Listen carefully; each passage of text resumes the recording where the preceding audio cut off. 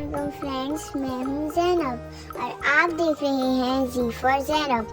अपनी वीडियोस में मैं आपको मज़े की स्टोरी सुनाऊंगी, लेकिन अभी मैं अपने फ्रेंड्स के साथ फार्म हाउस पे हूँ,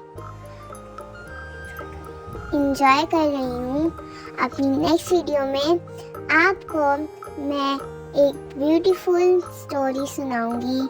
So keep watching my channel.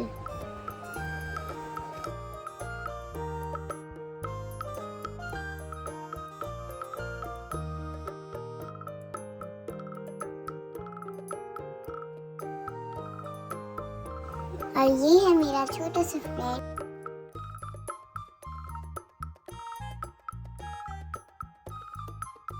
इससे मैं रोज खेलती हूँ। ये मेरा बहुत अच्छा दोस्त है।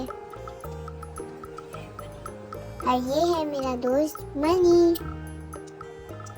ये बहुत प्यारा है और मैं इसके साथ भी रोज खेलती हूँ।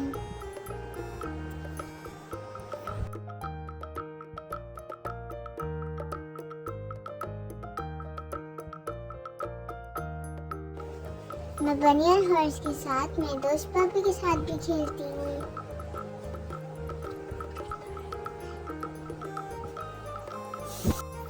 ये बहुत क्यूट है और बहुत नोटी भी।